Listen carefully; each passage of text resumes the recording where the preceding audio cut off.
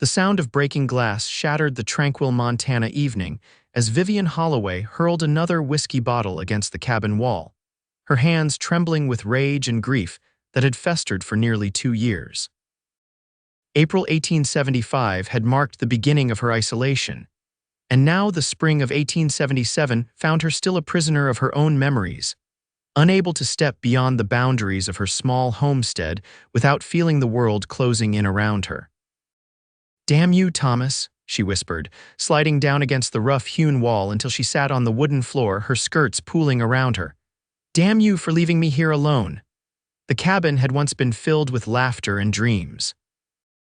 Now it stood as silent as a tomb, save for the occasional sound of Vivian's nightmares that woke her screaming in the darkness. The attack that had taken her husband's life had left more than physical scars across her back and shoulders. It had carved something essential from her soul. Vivian pushed herself up from the floor, moving toward the small mirror hanging beside the door. At 25, her face still held the beauty that had once made her the belle of Denver society before she'd scandalized her family by marrying a simple rancher with dreams of building something in the Montana territory. Her auburn hair tumbled in waves down her back, but her green eyes held shadows that hadn't been there before. She touched her reflection, tracing the scar that ran from her temple to her jaw, a reminder, a brand, a reason why she couldn't bear the thought of another man's hands upon her.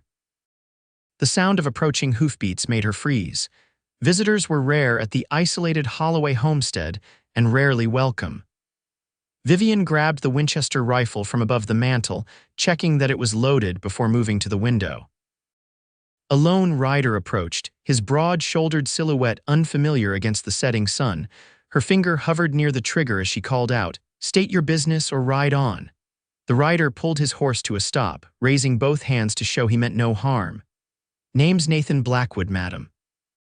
I've purchased the Bradley property to the north. Thought I should introduce myself to my neighbors." "You've wasted your time, Mr. Blackwood. I'm not interested in neighborly relations." The man dismounted despite her warning, though he kept his distance from the cabin. He removed his hat, revealing dark hair and a face weathered by sun and wind but handsome nonetheless. "I understand, madam, but winter's coming in a few months, and out here, neighbors need to look out for each other. I've survived 2 winters on my own. I don't need looking after." Nathan Blackwood studied the cabin, his gaze taking in the untended fields beyond and the general state of disrepair. "No disrespect intended, but your north fence line is down in 3 places. Your cattle are wandering onto my property." Vivian's grip tightened on the rifle. "I'll see to it." "I'd be happy to help," I said. "I'll see to it." The words came out sharper than she'd intended, a knife's edge of panic beneath them. Nathan seemed to hear what she didn't say. He nodded slowly, returning his hat to his head. "Very well, Mrs. Holloway, Vivian Holloway, Mrs. Holloway." He tipped his hat. "If you change your mind, my offer stands, no strings attached." As he turned to mount his horse, Vivian noticed the way he moved carefully, favoring his left side. A war injury, perhaps. Something about his measured movements and the respectful distance he maintained made her add, "The fence will be mended by the end of the week, Mr. Blackwood." He smiled then, a genuine expression that softened the hard planes of his face. "I appreciate that. Good evening to you." Vivian watched him ride away, her heart hammering in her chest from even this brief interaction. She hadn't spoken more than a dozen words to any man since the attack, preferring the weekly journey into town to sell eggs and butter to the general store's owner's wife instead. She lowered the rifle, her hands shaking again, but for different reasons. Nathan Blackwood had looked at her face scars and all without pity or disgust. He'd kept his distance without being asked. That night, for the first time in months, Vivian dreamed not of the attack, but of open fields and the silhouette of a man who kept a respectful distance, waiting. The following morning dawned clear and cool, a perfect day for fence mending. Vivian dressed in her work clothes, sturdy trousers that had once belonged to Thomas and a faded cotton shirt, and pulled her hair back with a leather cord. The attire was scandalous by town standards, but practical for ranch work, and there was no one to see her anyway.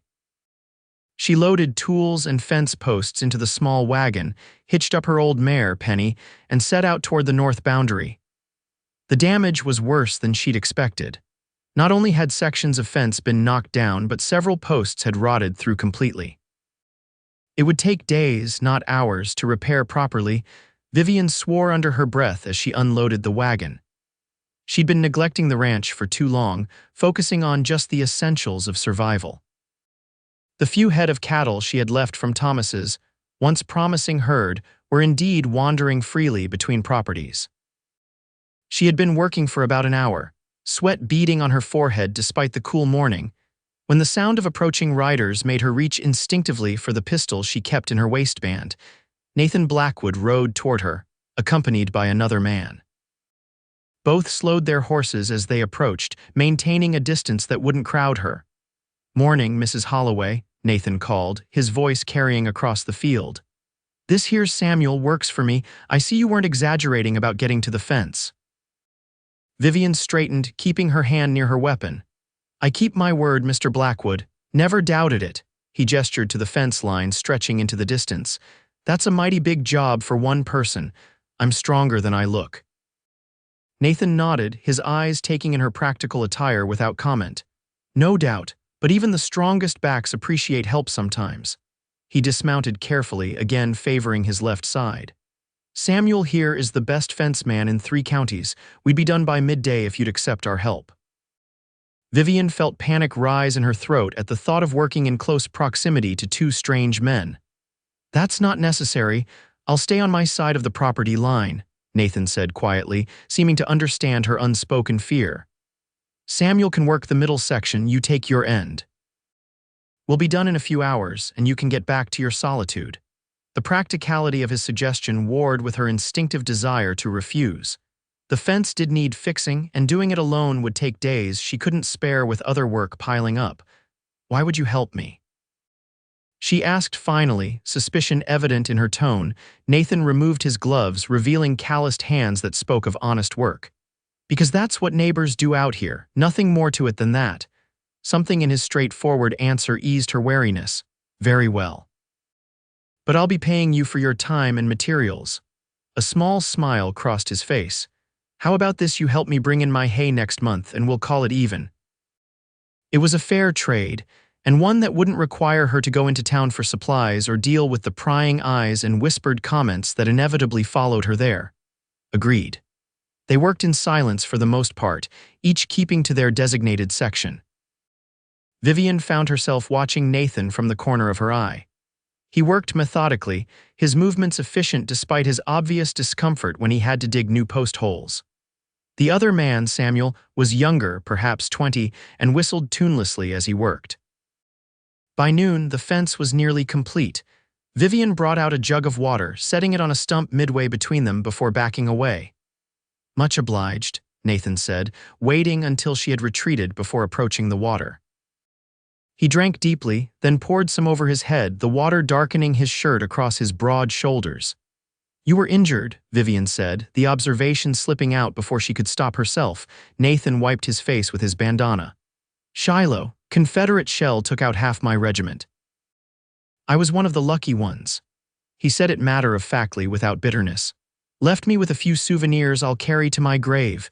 Vivian felt an unexpected kinship in that moment. They both carried scars, though hers were not all visible to the eye.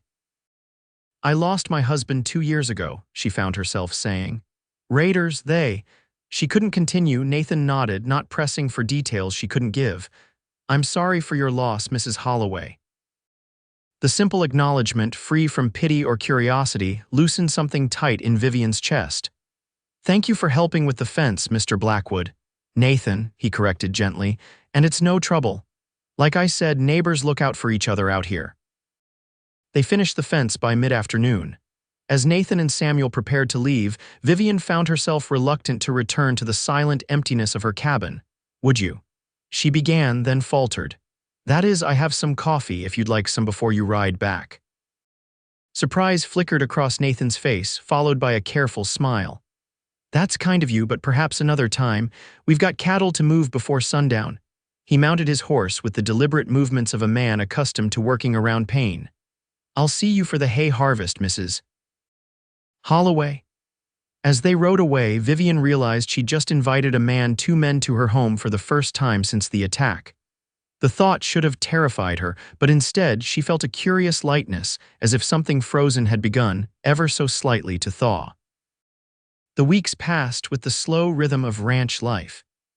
Vivian forced herself to address the many repairs the property needed, working from dawn until dusk to avoid the thoughts and memories that crowded in during idle moments. She replanted the kitchen garden that had gone to seed the previous summer and repaired the chicken coop that had suffered damage during the winter storms. Twice more she encountered Nathan Blackwood, once when he returned a stray calf that had wandered onto his property, and again when they both attended the small Sunday service held in town. Each time, he maintained a respectful distance, his manner friendly but never presumptuous. He didn't ask questions about her past or press for more than she was willing to give. It was this consistent respect that gradually allowed Vivian to lower her guard, if only fractionally. When the time came for Nathan's hay harvest, she found herself less anxious about the prospect of working alongside him than she would have expected. The morning of the harvest dawned hot and clear, promising a scorching day ahead. Vivian dressed in her work clothes again, braiding her hair tightly to keep it from her face. She rode to the Blackwood ranch, her stomach knotting with a mixture of apprehension and something else she couldn't quite name. Nathan's property was larger than she'd realized, with neat fences and well-maintained outbuildings. The main house was modest but solid, with a wide porch that wrapped around two sides. Several men were already at work in the hayfield, loading wagons with the cut and dried hay. Nathan spotted her approach and walked to meet her, stopping several paces away. "Mrs. Holloway, I appreciate you coming." "I keep my word, Mr. Blackwood," she repeated their earlier exchange, dismounting carefully. "Nathan," he reminded her with a smile. "And since we're working together, might I call you Vivian?" The request was simple, reasonable, yet Vivian hesitated. There was a strange intimacy in hearing her given name spoken aloud after so long.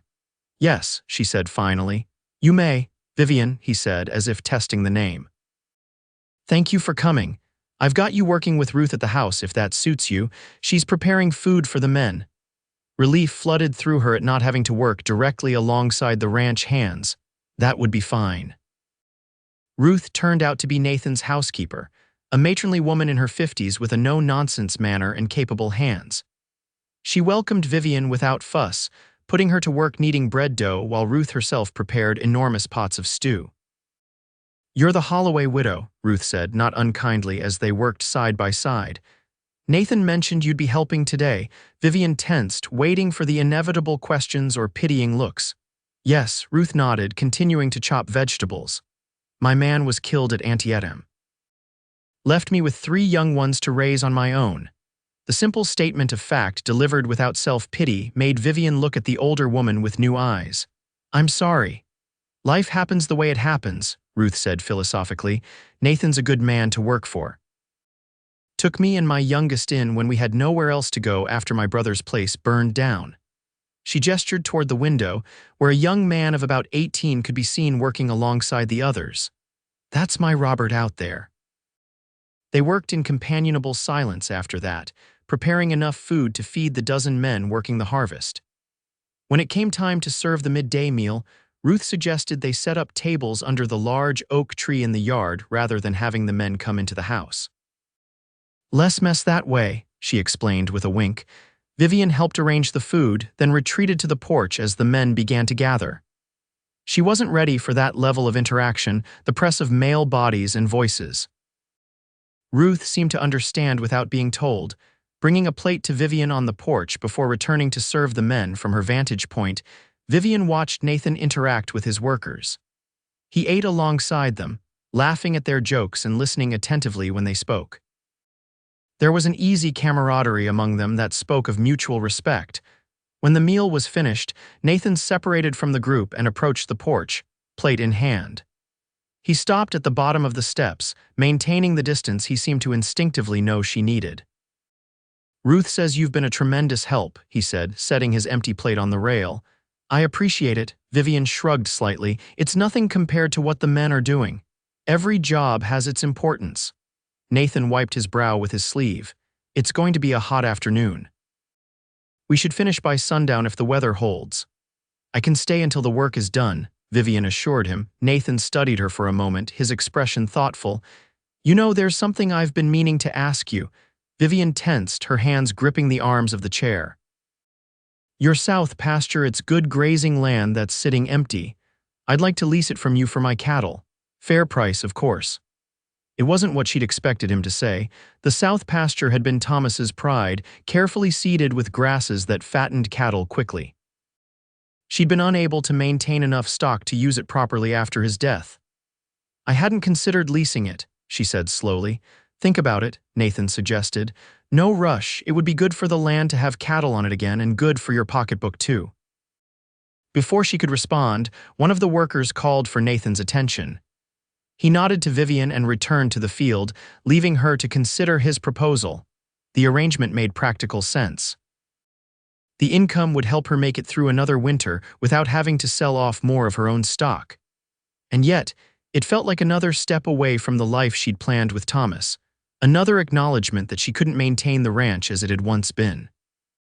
The afternoon passed quickly as Vivian helped Ruth prepare the evening meal and clean up from lunch.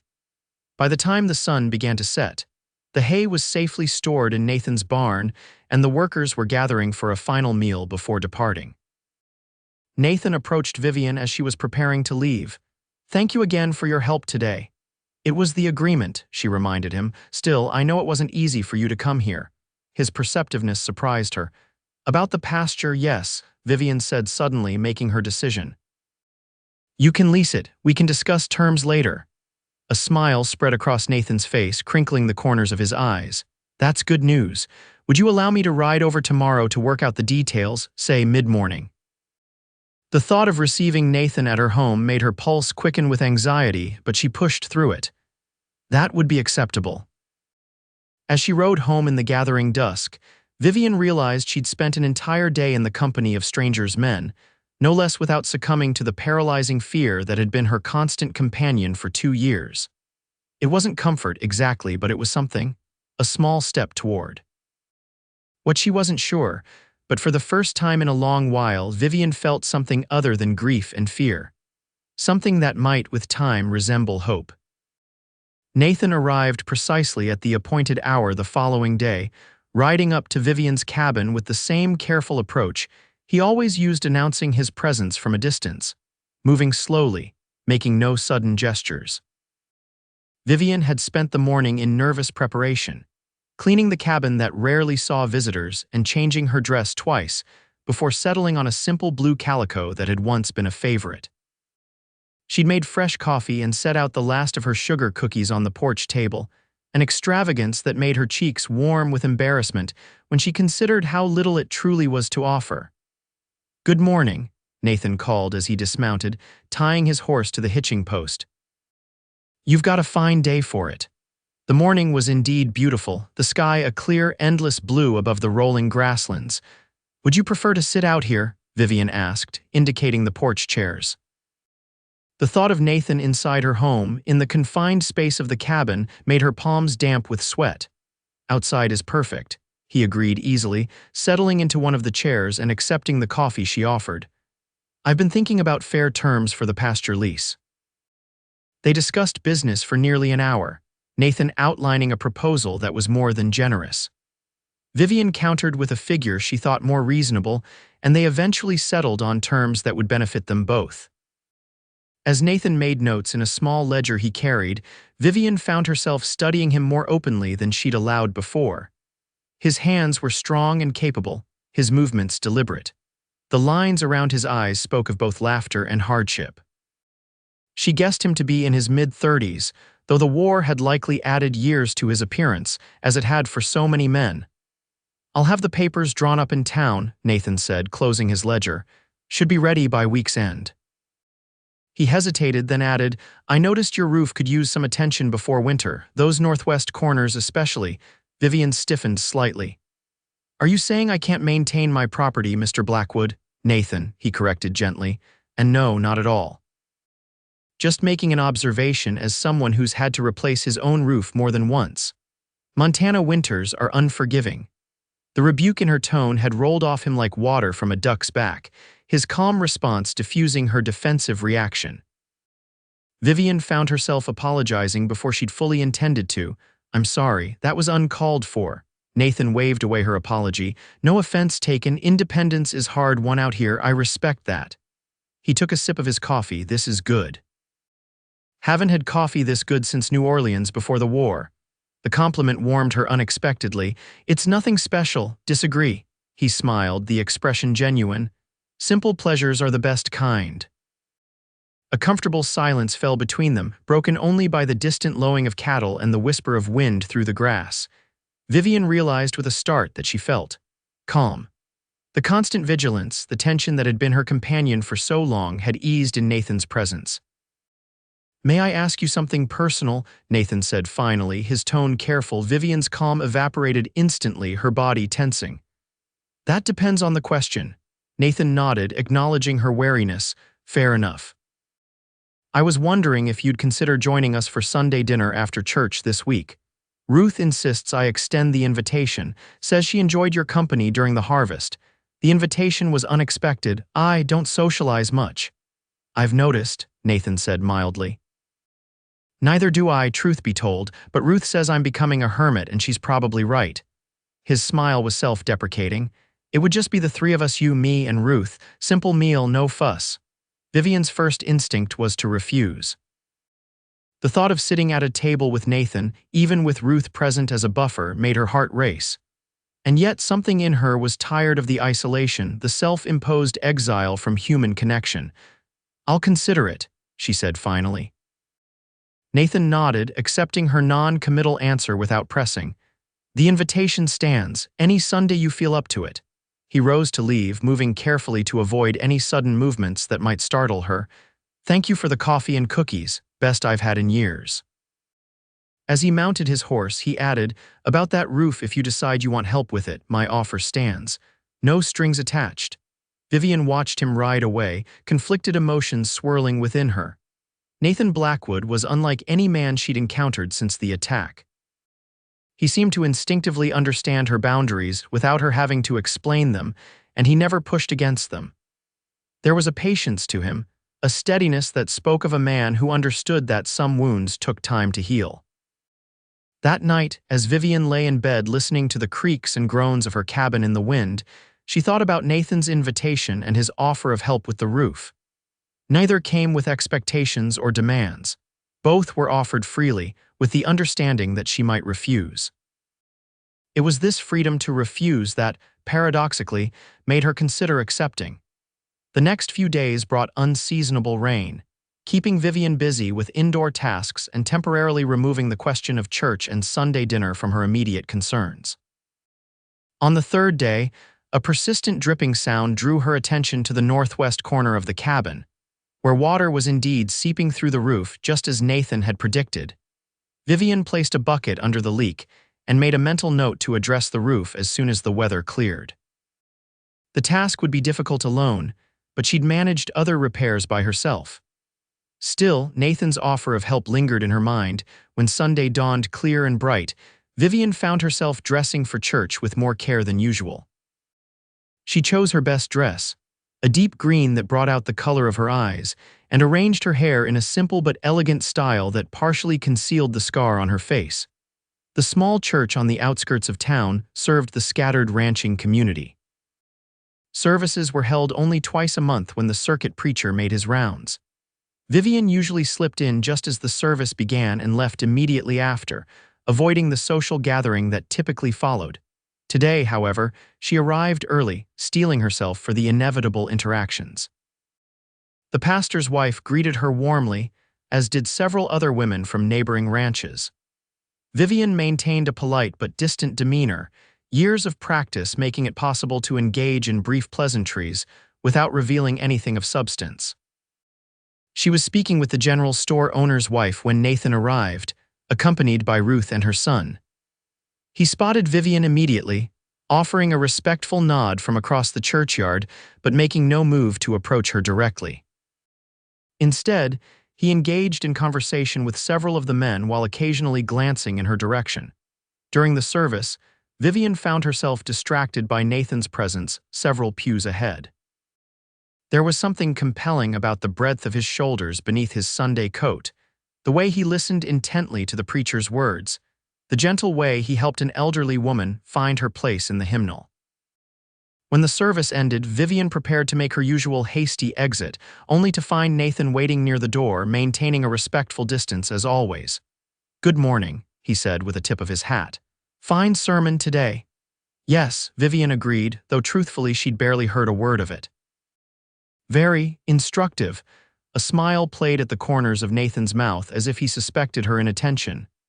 "That dinner invitation still stands if you're of a mind to accept." Vivian hesitated, aware of curious glances from other parishioners. It had been so long since she'd engaged in any social activity that her presence at Nathan's home would undoubtedly spark gossip. And yet, the alternative was returning to her empty cabin, to the sound of water dripping into buckets and the echoing silence of her solitary existence. "Thank you," she said finally. "I would like that." The surprise and pleasure that crossed Nathan's face made something flutter in Vivian's chest. "Wonderful, Ruth will be delighted. Would you prefer to ride with us or follow on your own?" "I'll follow," Vivian said quickly, needing the security of knowing she could leave on her own terms if the situation became overwhelming. "Of course. We'll see you there shortly." The ride to Nathan's ranch gave Vivian time to calm her racing thoughts. Several times she nearly turned back, the prospect of sitting at a table with Nathan, even with Ruth present, triggering waves of anxiety that made her hands shake on the reins. But each time she forced herself to continue. This was a step she needed to take, a test of her own resilience. Ruth welcomed her with genuine warmth when she arrived, ushering her into the kitchen to help with final preparations while Nathan saw to the horses. The familiar domestic task of setting the table and arranging food helped settle Vivian's nerves.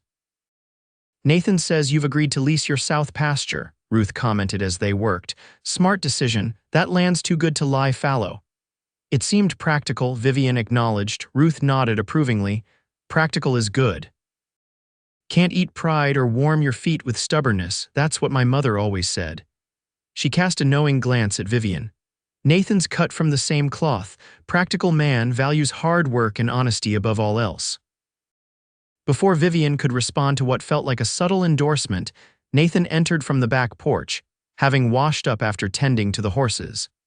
He'd changed from his church clothes into a clean shirt and trousers, his damp hair combed neatly back from his forehead. "Something smells wonderful," he said, inhaling appreciatively. "Mrs. Holloway, I hope Ruth hasn't been talking your ear off while I was gone." "Vivian," she corrected him, surprising herself. "And no, Ruth has been very pleasant company." A slow smile spread across Nathan's face at her use of her given name. "Vivian, then, shall we eat before it gets cold?" The meal was indeed simple but delicious: roast chicken, potatoes, fresh bread, and early summer vegetables from Ruth's garden. The conversation remained light, Ruth sharing amusing stories about her son's childhood and Nathan describing his journey west after the war. Neither pressed Vivian for details about her past, though she found herself volunteering small pieces of information: that she'd grown up in Denver, that she and Thomas had been married for 3 years before coming to Montana, that she'd once taught school briefly. "A teacher," Ruth exclaimed. "No wonder you're so well-spoken. We could use a teacher hereabouts. The Peterson children and the Wilsons' brood have to ride 10 miles to the schoolhouse in town." "I haven't taught in years," Vivian demurred, "and it was only for a short time before I married." "Still," Nathan said thoughtfully, "it's a skill this community needs. Something to consider, perhaps, when you're ready, when you're ready." The phrase struck Vivian forcefully, not if, but when, as if Nathan saw her current isolation as a temporary state rather than a permanent condition. As if he believed in a future where she might rejoin the world more fully. The rest of the meal passed pleasantly, and when it came time to leave, Vivian was surprised to realize that nearly 3 hours had passed. She couldn't remember the last time she'd spent so long in anyone's company, let alone enjoyed it. Nathan walked her to her horse, maintaining his customary distance. "Thank you for coming today. It meant a lot to Ruth, to me as well." Vivian adjusted her gloves, suddenly shy under his direct gaze. "Thank you for the invitation. It was nice to not be alone for a while." "The invitation stands for any Sunday," Nathan said, No pressure, no expectations, just a meal among friends, if you'll allow me to use that word, friends. The concept seemed foreign after so long in isolation, and yet not unwelcome. I would like that, Vivian said softly. To be friends. Nathan's smile warmed his entire face. About that roof of yours, now that the rain's passed, I could come by tomorrow afternoon to take a look. Bring some materials. We could have it patched before the next storm. The practical offer, made without pretense or hidden motives, was easier to accept than Vivian would have expected. That would be helpful, thank you.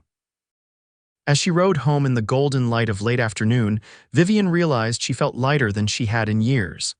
The day's interactions had been challenging but not overwhelming. She had sat at a table with a man and not felt threatened. She had accepted help without feeling diminished. Small steps, perhaps, but significant ones. True to his word, Nathan arrived the following afternoon with a wagon loaded with roofing materials. He brought Samuel with him again, the young man's presence somehow making the situation less intimate and therefore less threatening to Vivian's sense of security. "Hope you don't mind Samuel joining us," Nathan said as they unloaded supplies. "Roof work goes faster with 3 sets of hands, and he's more nimble up there than I am these days." Vivian nodded, relieved by the younger man's presence. "Of course, I appreciate the help." They worked efficiently, Nathan directing the repairs with the expertise of someone who had built and maintained his own structures for years. He stayed on the ground most of the time, preparing materials and passing them up to Samuel, while Vivian helped from the ladder, her smaller hands able to reach spots the men couldn't. By late afternoon, the roof was sound again, all leaks patched and vulnerable spots reinforced against the coming winter. Nathan insisted on checking the chimney as well, making minor repairs to ensure it would draw properly when the cold weather set in. As they cleaned up the work area, Nathan paused, wiping sweat from his brow. "Would you allow me to make a suggestion, Vivian?" She tensed slightly but nodded for him to continue. "Your barn needs attention before winter too, the east wall especially. I noticed it when I was up on the roof."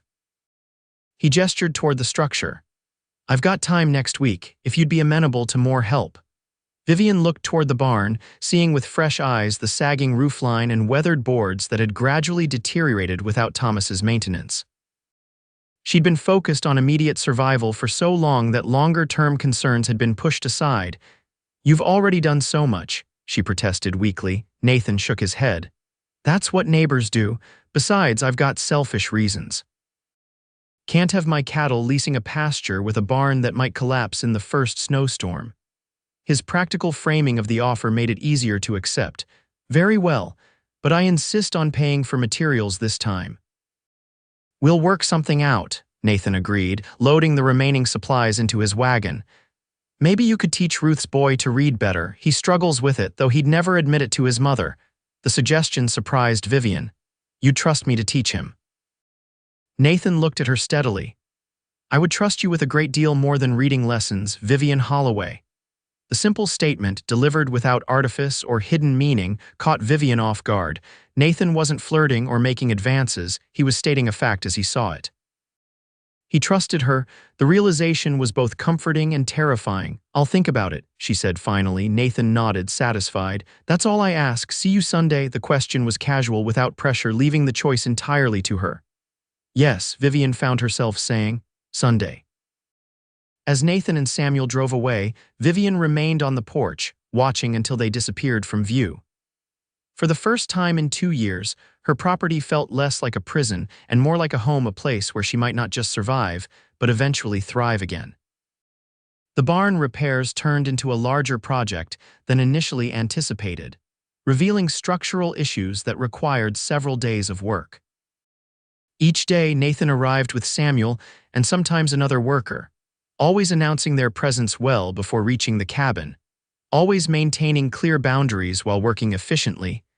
Vivian found herself gradually becoming more comfortable with their presence. She began preparing midday meals for the workers, though she still preferred to eat separately rather than joining them at the table. She started offering coffee in the mornings when they arrived and again in the afternoon before they departed. Small steps toward normalcy that once would have seemed impossible. Sunday dinners at Nathan's became a regular occurrence. a fixed point in Vivian's week that she found herself looking forward to with increasing anticipation. Ruth's straightforward manner and Nathan's respectful attentiveness created a space where Vivian felt safe enough to gradually lower her guard. During one such dinner in late August, Ruth mentioned that her son Robert was indeed struggling with his reading, confirming Nathan's earlier observation. "He's smart as a whip with figures and can fix anything mechanical," Ruth said proudly, "but letters just don't stick in his head the way numbers do." "I could help him," Vivian offered hesitantly, "if he's willing." Ruth's face lit up. "Would you? That would be such a blessing." "He's embarrassed about it, especially since he's hoping to court the Wilson girl come fall, and she's always got her nose in a book." Nathan, who had been quietly listening, smiled at Vivian over his coffee cup. "That's a generous offer." "It's the least I can do after all the help with the repairs," Vivian said, though in truth, the prospect of teaching again, of having a purpose beyond mere survival, appealed to her more than she was ready to admit. Arrangements were made for Robert to visit Vivian's cabin 3 afternoons a week for reading lessons. The young man was initially resistant, his pride wounded by the need for help, but Vivian's patient approach and matter-of-fact manner soon put him at ease. Teaching Robert became an unexpected source of joy for Vivian. His determination to learn despite his difficulties reminded her of why she'd loved teaching in the first place. Each small victory, a difficult word mastered, a paragraph read without stumbling, brought a sense of accomplishment to them both. Nathan occasionally rode over during these lessons, ostensibly to check on the cattle now grazing in Vivian's south pasture, but his visits always seemed to coincide with the end of Robert's instruction. He would wait outside, never entering the cabin without invitation, sometimes bringing small gifts, fresh vegetables from his garden, a book he thought Vivian might enjoy, once even a length of pretty ribbon he'd purchased in town. These thoughtful gestures, offered without expectation or demand, gradually began to rebuild Vivian's trust not just in Nathan, but in the possibility that not all men were like the raiders who had destroyed her world 2 years earlier. As summer gave way to fall, the changes in Vivian's life became more noticeable. The ranch was in better repair than it had been since Thomas's death. Her small herd of cattle was healthy, supplemented by the income from Nathan's lease. The lessons with Robert had expanded to include 2 of the Peterson children, who rode over twice a week for instruction. Most significantly, Vivian found herself venturing into town more frequently, facing the curious stares and whispered comments with growing resilience. Having a purpose, purchasing supplies for lessons, ordering books, selling her butter and eggs made the anxiety easier to manage.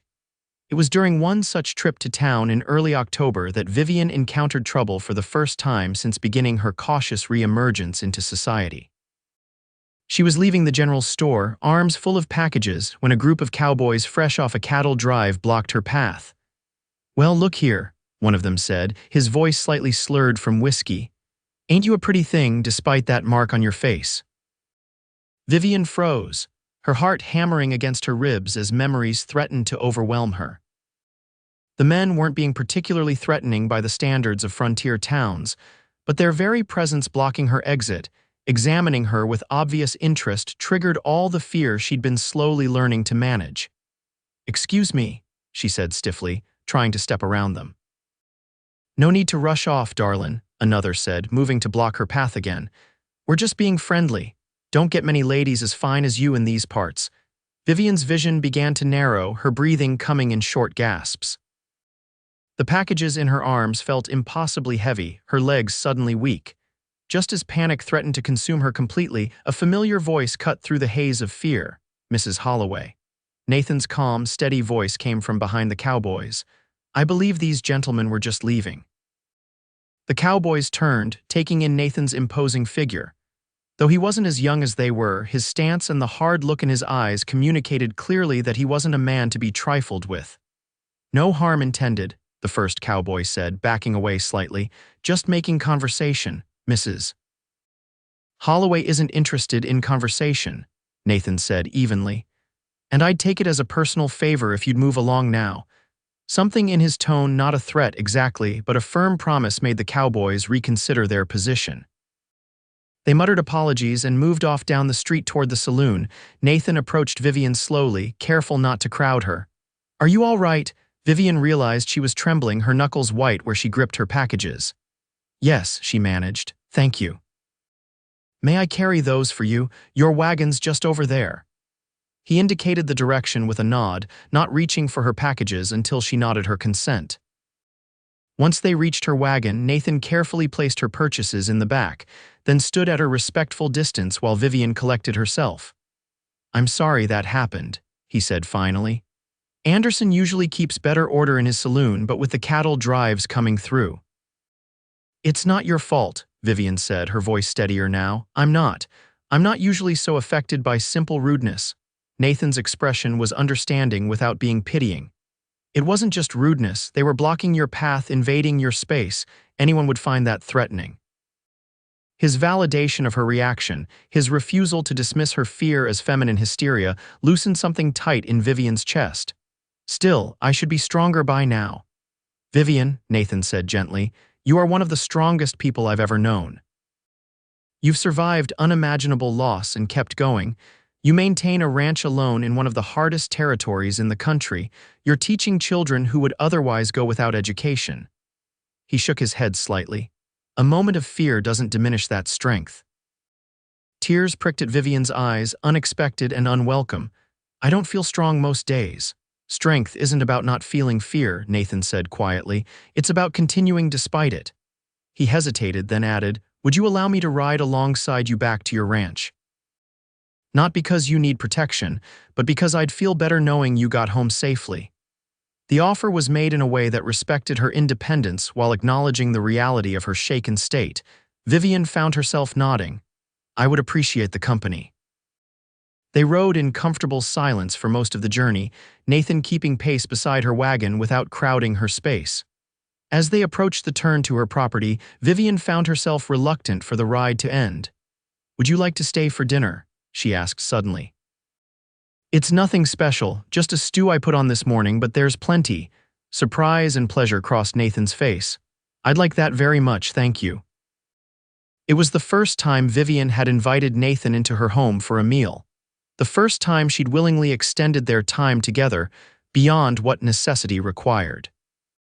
As they reached her cabin and Nathan helped her down from the wagon, Vivian realized with a start that she felt safer in his presence than she did alone, a revelation that was both comforting and terrifying in its implications.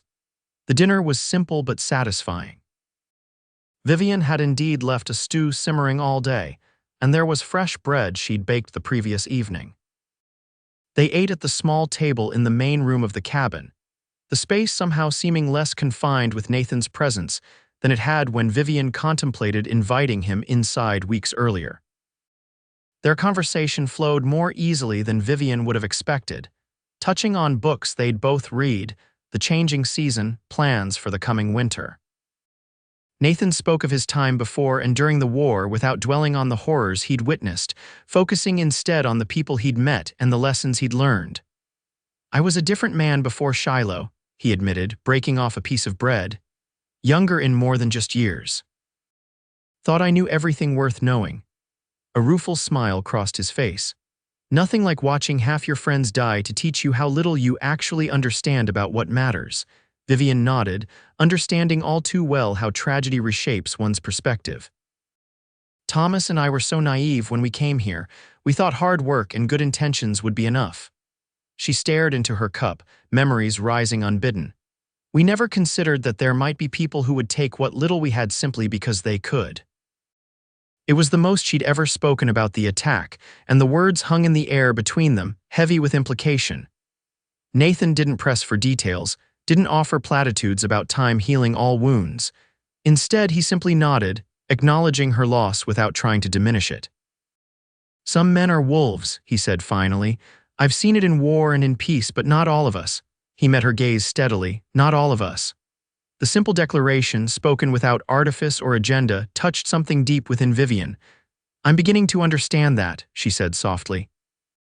As the evening drew to a close, Nathan rose to leave, thanking her for the meal. At the door he paused, seeming to gather his thoughts. "Vivian, there's something I'd like to say, if you'll permit me." She tensed slightly but nodded for him to continue. "I've come to care for you a great deal," he said simply. "I admire your strength, your resilience, your kindness. I enjoy your company more than I can properly express." He held up a hand when she began to respond. "Please, let me finish. I'm not asking anything of you. I understand that you've been through experiences that make trust difficult, perhaps impossible for now. I want you to know that I'll wait. If friendship is all you can ever offer, I'll treasure that friendship. If someday you might consider more, I'll be here. But there's no pressure, no expectation. I'll wait until you're ready, whether that's next month, next year, or never." Vivian stood frozen, a tumult of emotions washing through her: fear, confusion, a cautious warmth she hadn't allowed herself to feel in years. "I don't know if I'll ever be ready," she whispered truthfully. Nathan nodded, accepting her honesty without hurt or disappointment. "I understand, and that changes nothing about my regard for you or my willingness to wait." He reached for his hat, placing it carefully on his head. "Good night, Vivian. Thank you again for dinner." After he left, Vivian sat for a long time by the fire, turning his words over in her mind. "I'll wait until you're ready." No man had ever offered her such patience, such understanding. Even Thomas, for all his love and kindness, had never fully comprehended the time and space she sometimes needed. Nathan's declaration had made no demands, placed no burden on her shoulders. He had simply stated his feelings and his intentions, then left the next move entirely to her. The ball, as her father would have said, was in her court. The question was, what did she want to do with it? The weeks that followed Nathan's declaration were filled with conflicting emotions for Vivian. His behavior toward her didn't change. He remained respectful, kind, and unfailingly patient. He continued to visit when there was a practical reason to do so, still joined her for Sunday dinners at his home with Ruth, and never pressed for more than she was willing to give. This very consistency allowed Vivian the space to examine her own feelings without pressure. She found herself looking forward to Nathan's visits with increasing anticipation, missing his company when days passed without seeing him. She caught herself watching him when he wasn't aware, the way his hands moved confidently over a piece of wood he was carving, the crinkles around his eyes when he smiled, the careful way he always situated himself to accommodate his old injury. As winter approached, preparations for the harsh Montana season occupied much of their time. Nathan helped Vivian stock her root cellar and woodshed, ensuring she would have ample supplies even if snowstorms made travel impossible for weeks at a time. Vivian continued teaching Robert and the Peterson children, adding a third student when word of her skill spread through the scattered community. The first significant snowfall came in mid-November, blanketing the landscape in pristine white. Vivian woke to find her world transformed, the familiar contours of her ranch softened and muted beneath the snow. She had just finished her morning chores when she spotted Nathan riding toward the cabin, his figure dark against the white landscape. Her heart quickened at the sight of him, a reaction she was becoming increasingly unable to deny. She met him on the porch, wrapped in a heavy shawl against the cold. "Good morning," he called, dismounting carefully in the snow. "Thought I'd check that your roof is holding up to its first test." "It seems to be," Vivian replied, smiling despite herself. "Not a drop inside." Nathan nodded with satisfaction. "Good craftsmanship pays off." He stamped his boots to clear them of snow. "I won't keep you long, just wanted to make sure you're set for supplies before the next storm hits. Weather like this can turn dangerous fast." "I'm well stocked, thanks to your help," Vivian assured him. "Would you like to come in for coffee? It's brewing fresh." Nathan's face brightened at the invitation. "I'd like that very much, thank you." Inside, the cabin was warm and fragrant with the scent of coffee and fresh bread. Nathan removed his coat and hat, hanging them by the door before taking a seat at the table. Vivian poured coffee for them both, adding a precious spoonful of sugar to his cup the way she knew he preferred it. "The cattle seem to be doing well in your south pasture," Nathan commented, wrapping his hands around the warm cup. "They've got good shelter in that stand of trees, and the grass was plentiful enough before the snow to fatten them nicely." "I'm glad," Vivian said, taking the seat across from him. "The arrangement has been beneficial for me as well." They spoke of practical matters for a while: the condition of the livestock, predictions for the winter ahead, news from town about supplies and neighbors. It was comfortable, familiar ground that required no emotional risk from either of them. As Nathan finished his coffee, he glanced toward the window where snow had begun falling again, thick flakes swirling in the wind. I should head back before this gets worse. Yes, Vivian agreed, though part of her wished he could stay longer. Thank you for checking on me. Nathan rose, collecting his coat and hat. At the door he paused, turning back to her with an expression she couldn't quite read. Vivian, I've been meaning to ask. There's a social gathering at the church next Saturday, a harvest celebration before winter sets in fully. Would you consider attending with me? The invitation took her by surprise. A social event would mean being around many people, including men she didn't know. It would mean being seen publicly in Nathan's company, inviting speculation and gossip from the community. I don't know if I'm ready for that, she said honestly. Nathan nodded, his expression understanding. Of course, it was just a thought. He settled his hat on his head. If you change your mind, the offer stands, no pressure either way. After he left, Vivian stood at the window watching his figure grow smaller as he rode away through the falling snow. The invitation continued to turn over in her mind throughout the day as she went about her chores and prepared for the evening, a social gathering. Once, before the attack, she would have been delighted at the prospect. She and Thomas had enjoyed the community events that broke the isolation of ranch life.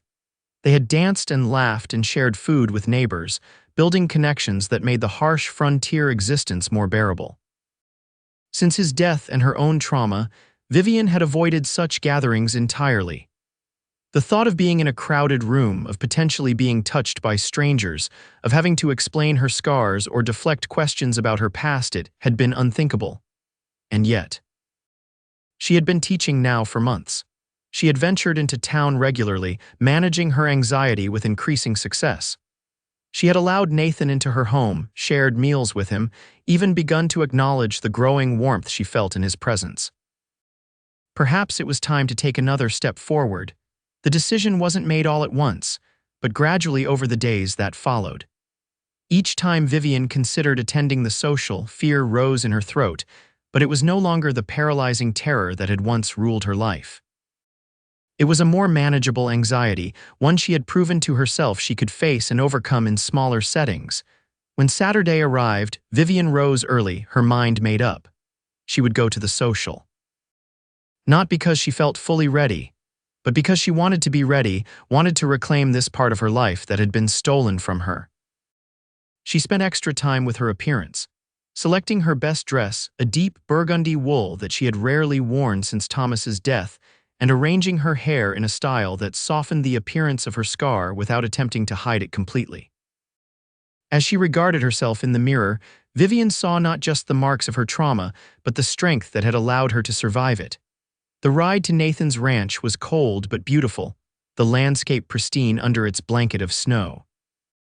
She had sent no message ahead, deciding that if she waited for a response, she might lose her nerve entirely. Ruth answered her knock, surprise and delight spreading across her face. "Vivian, what a wonderful surprise coming out of the cold. Is Nathan here?" Vivian asked, stepping into the warmth of the house. "I was hoping. That is, if the offer still stands." Before she could finish, Nathan appeared in the doorway to the sitting room, his expression shifting from surprise to a cautious joy as he took in her appearance. "The offer definitely still stands," he said warmly. "Ruth and I were just about to leave for the social." "If you'll have me, I'd like to join you," Vivian said, her voice steadier than she felt. Nathan's smile was answer enough, but he added, "Nothing would make me happier." The church hall was decorated festively when they arrived.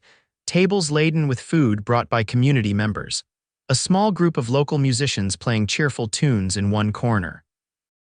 Vivian hesitated at the entrance, momentarily overwhelmed by the number of people and the noise. But Nathan's reassuring presence beside her, close enough to provide support, but not so close as to make her uncomfortable, gave her the courage to continue. "Remember," he said quietly, "we can leave anytime you wish. Just say the word." The knowledge that she could retreat if necessary made it easier to stay. Vivian found herself greeted warmly by many of the women she knew from church and with cautious respect by their husbands. If there was curiosity about her appearance with Nathan, it was largely kept to discreet glances rather than direct questions. Ruth bustled off to help with the food arrangements, leaving Vivian and Nathan to navigate the social together. He was attentive without being overbearing, introducing her to people she didn't know, providing natural breaks in conversation when he sensed her becoming overwhelmed, ensuring she always had a clear path to the door if she needed it. As the evening progressed, Vivian gradually relaxed enough to enjoy herself. The music was lively, the food delicious, and the atmosphere of community celebration infectious. She found herself laughing at a story told by the blacksmith's wife, genuinely interested in news about babies born and crops harvested, connected to the life of the community in a way she hadn't been for years. When the musicians struck up a waltz, Nathan turned to her with a careful expression. "Would you care to dance, Vivian? Only if you're comfortable, of course." Dancing would mean physical contact, his hand at her waist, his body close to hers. The thought sent a flutter of anxiety through her chest, but beneath it was something else, a desire to reclaim this simple pleasure, to feel the music move through her as it once had. "Yes," she said, surprising herself with the steadiness in her voice. "I would like to dance." Nathan led her to the edge of the dance floor, positioning them where they would have space and not be jostled by other couples. "We can stop at any time," he reminded her gently. Vivian nodded, steeling herself as Nathan carefully placed his hand at her waist, keeping his touch light, almost hovering.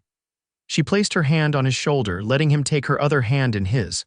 The first few moments were tense, Vivian's body rigid with the effort of allowing this contact. But Nathan moved with deliberate care, his steps slow and predictable, his grip loose enough that she could break away at any moment. Gradually, as they moved together to the music, Vivian felt her tension begin to ease. "You dance beautifully," Nathan said softly, his eyes warm with admiration. "It's been a long time," Vivian admitted.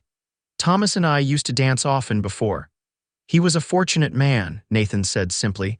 The music continued, and with it, Vivian found herself moving more naturally, allowing Nathan to guide her around the floor with increasing confidence. His touch remained respectful, his movements careful to accommodate both her anxiety and his own old injury. When the waltz ended, Vivian realized she was smiling, genuinely smiling for what felt like the first time in years. "Thank you," she said softly. "The pleasure was entirely mine," Nathan replied, releasing her hands immediately but looking at her with such warmth that Vivian felt her cheeks flush. They stayed for another hour, sharing food and conversation with neighbors, Vivian even agreeing to one more dance before the evening drew to a close. As they rode home through the clear, cold night, stars brilliant above them, Vivian felt a sense of accomplishment that went beyond mere survival for the first time in years. "Thank you for tonight," she said as they approached her cabin. "For the invitation and for making it possible for me to accept it." Nathan's smile was visible even in the dim starlight. "Thank you for trusting me enough to try." At her door, he dismounted to help her down from her horse, his hands strong and steady at her waist, but removed the instant her feet touched the ground. The respect inherent in that simple action, the care he took with her boundaries, moved Vivian deeply. "Would you like to come in?" she asked impulsively. "It's cold and you have a long ride back." Surprise flickered across Nathan's face, followed by a careful smile. "I would, thank you." Inside, Vivian lit lamps and stoked the banked fire while Nathan removed his coat and hat. The cabin seemed different somehow with him in it, warmer, more alive, less a place of isolation and more a true home. "Tonight was a big step for you," Nathan observed as they sat before the fire, cups of coffee warming their hands. "How are you feeling?" Vivian considered the question honestly. "Tired," she admitted, "but good, like I've reclaimed something that was taken from me." Nathan nodded understanding. "Healing isn't linear. There will still be hard days ahead." "I know," Vivian said, "but for the first time I believe there will be good days too." They sat in comfortable silence for a while, watching the fire. Vivian found herself studying Nathan's profile, the strong line of his jaw, the way the firelight caught in his dark hair. There was a steadiness to him that she had come to rely on, a quiet strength that asked nothing in return. "Nathan," she said finally, her voice soft in the quiet room. "What you said to me about waiting until I'm ready, did you mean it?" He turned to meet her gaze, his expression serious. "Every word. I meant it then and I mean it now." Vivian took a deep breath, gathering her courage. "I don't know when I'll be fully ready. There are still Difficulties I can't entirely overcome, memories that ambush me when I least expect them. She looked down at her hands, then back up at him. But I would like to try, to see if with time and patience I might find my way back to feeling whole again. The hope that dawned in Nathan's eyes was tempered with careful restraint. I would be honored to walk that path with you, Vivian, at whatever pace you set, for however long it takes.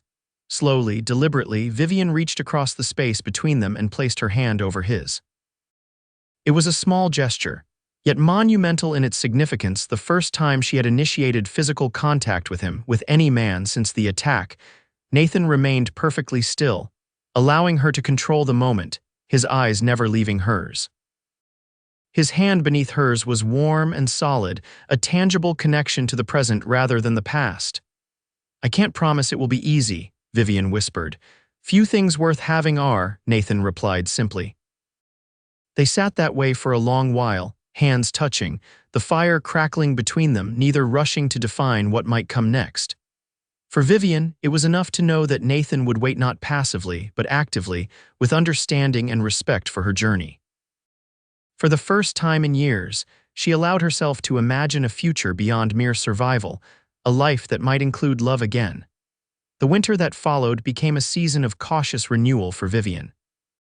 Heavy snowfalls often made travel between ranches difficult, but Nathan managed to visit at least once a week, sometimes staying to share a meal, other times simply checking that she had everything she needed before returning to his own responsibilities.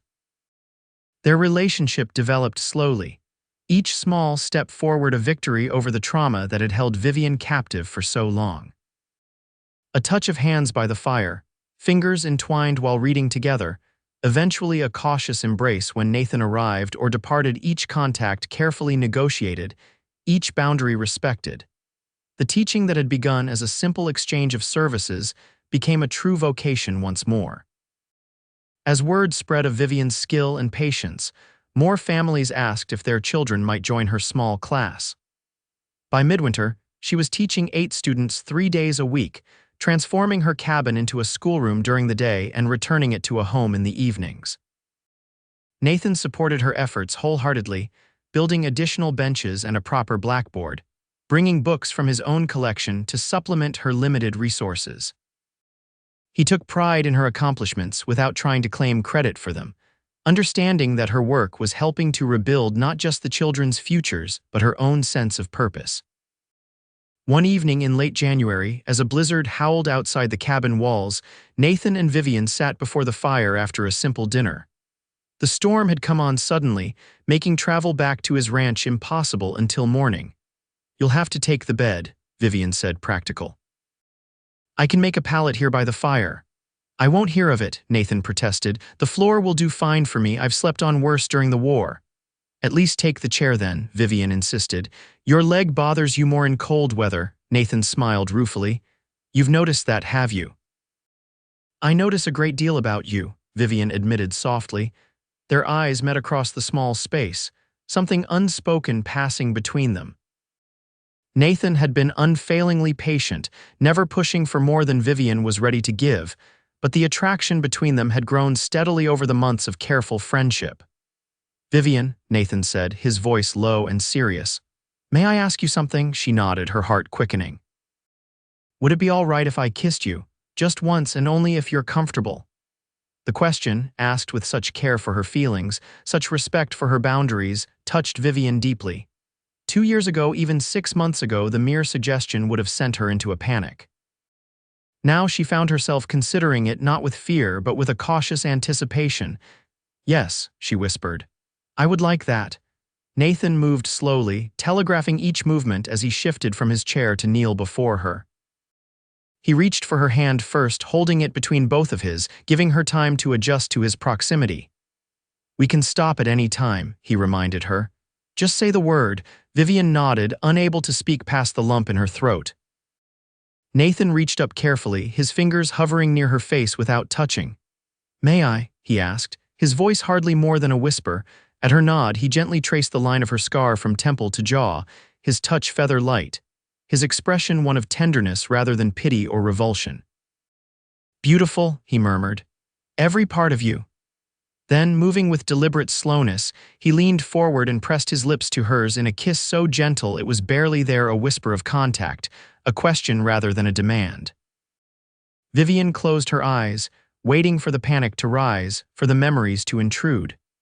But all she felt was the soft warmth of Nathan's lips against hers, the slight roughness of his beard against her skin, the scent of pine and leather that she had come to associate with him. When he began to draw back, she surprised herself by reaching up to touch his face, holding him there for a moment longer before releasing him. "All right," Nathan asked softly, searching her eyes. "Yes," Vivian breathed, amazed to find it was true. "More than all right." That night marked a turning point, though Nathan remained true to his word about waiting. He slept in the chair by the fire, refusing Vivian's bed despite the discomfort it would cause his injured leg. In the morning, when the storm had passed, he departed with a gentle kiss to her hand and a promise to return in a few days. As winter gradually gave way to spring, the relationship between Vivian and Nathan deepened. The cautious kisses became more confident, the brief embraces longer and more natural. Nathan never presumed, never pushed, always allowing Vivian to set the pace and establish the boundaries she needed. By April 1878, as the prairie bloomed with wildflowers and new calves appeared in the fields, Vivian realized that the anniversary of Thomas's death and her own attack had passed without the crippling grief and fear that had marked previous years. She had not forgotten, would never forget, but the memories no longer controlled her every waking moment. One evening, as they walked together along the creek that bordered their properties, Nathan stopped to pick a cluster of wild violets, offering them to Vivian with a smile. "These reminded me of your eyes," he said simply. Vivian accepted the flowers, touched by the gesture. "Thank you, not just for these, but for everything, for your patience, for waiting." Nathan took her free hand in his expression serious. "Vivian, I need to ask you something important." Her heart quickened, but not with fear. "Yes, these past months have been the happiest of my life. Getting to know you, watching you reclaim your strength and joy, being allowed to be part of your journey, it's been a privilege beyond anything I deserve." He took a deep breath. "I love you, Vivian Holloway. I love your courage, your kindness, your determination. I love the way you never gave up, even when it would have been easier to do so." Tears filled Vivian's eyes at his words, but they were tears of joy rather than sorrow. "Nathan, I'm not asking for an answer today," he continued. "But I want you to know that whenever you're ready, truly ready, I would be honored to ask for your hand in marriage. And if that day never comes, I will still count myself blessed to have known you and loved you, in whatever capacity you'll allow." Vivian looked up at the man before her, this good, patient man, who had shown her that life could begin again after unimaginable loss, that trust could be rebuilt one careful step at a time, that love could heal what time alone could not. "I love you too," she said, the words coming easily now that she allowed herself to acknowledge them. "And I don't need more time to know that I want to build a future with you." Joy bloomed across Nathan's face, though he restrained himself from the exuberant embrace another man might have offered. "Are you certain? I meant what I said about waiting as long as you need." "I'm certain," Vivian said firmly. "These past months have shown me that while I may never forget what happened, I don't have to let it define the rest of my life. You've helped me see that I'm more than my trauma, more than my scars." She reached up to touch his face gently. "I want to move forward, Nathan, with you." He caught her hand, pressing a kiss to her palm. "Then yes, Vivian Holloway, will you do me the extraordinary honor of becoming my wife?" "Yes," she said simply. "Yes, I will." They were married in the small church on a perfect day in June, with Ruth beaming in the front pew and Vivian's students scattering wildflower petals along the aisle. The community that had once whispered about the reclusive widow now celebrated her happiness, recognizing the journey she had taken to reach this day. Nathan had built an addition onto his ranch house, a schoolroom where Vivian could continue teaching, with large windows that flooded the space with light and views of the mountains beyond. It was his wedding gift to her, a recognition of her vocation and its importance. Their wedding night approached with a mixture of anticipation and anxiety for Vivian. Despite the progress she had made, the intimacy of marriage represented the final frontier of her healing, the ultimate test of her ability to trust again. Nathan had assured her repeatedly that they would move at her pace, that there was no rush, no expectation beyond what she was comfortable with. As they retired to their bedroom that night, his calm, steady presence helped quiet the fluttering of nerves in Vivian's stomach. "We have all the time in the world," he reminded her, keeping a respectful distance as she prepared for bed behind a screen. "Nothing needs to happen tonight that you're not ready for." When Vivian emerged in her nightgown, Nathan was seated on the edge of the bed, having removed only his boots and jacket. His restraint, his careful consideration of her feelings brought tears to her eyes. "Come here," she said softly, holding out her hand. Nathan rose, taking her hand in his but not moving closer. "Are you sure?" "I'm sure about you," Vivian said with newfound confidence. "I trust you, Nathan, I trust us. Whatever happens tonight, whatever pace we need to take, we'll figure it out together." He raised her hand to his lips, pressing a kiss to her knuckles. "Together," he agreed. "Always together." That night became not an endpoint but a beginning, the first step in a new journey of discovery and healing. There were moments of hesitation, brief flashes of memory that Nathan helped her move through with gentle words and infinite patience. By morning, Vivian knew with certainty that while the past would always be part of her, it no longer held the power to prevent her from embracing her future. The years that followed brought challenges, as all lives do, but also immeasurable joy. Vivian's small school grew until the community built a proper schoolhouse halfway between the major ranches, with Vivian as its first official teacher. Nathan's cattle operation expanded, becoming one of the most successful in the territory. In the spring of 1880, their family grew with the birth of a daughter, followed 2 years later by a son. Watching Nathan with their children, his gentle strength, his infinite patience, his unwavering support, Vivian often marveled at how far she had come from the broken woman who had once sworn never to let another man touch her. On their 5th wedding anniversary, as they sat on the porch watching the sunset paint the mountains in gold and purple, their children playing nearby under Ruth's watchful eye, Nathan took Vivian's hand in his. "Are you happy?" he asked simply.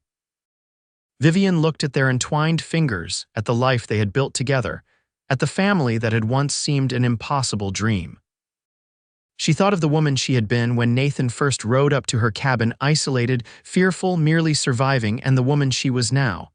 A wife, a mother, a teacher, a vital part of her community. "More than I ever thought possible," she answered truthfully. "You waited until I was ready, and in doing so, you gave me the greatest gift anyone could have offered, the chance to find my own way back to life, to love." Nathan's smile held all the warmth and patience that had first begun to thaw the ice around her heart years before. "It was never a sacrifice, Vivian. Loving you, waiting for you, it's been the privilege of my lifetime." As the last rays of sun gilded the landscape, Vivian leaned against her husband's shoulder, secure in the knowledge that some journeys, no matter how difficult their beginning, could lead to destinations more beautiful than anything one could imagine.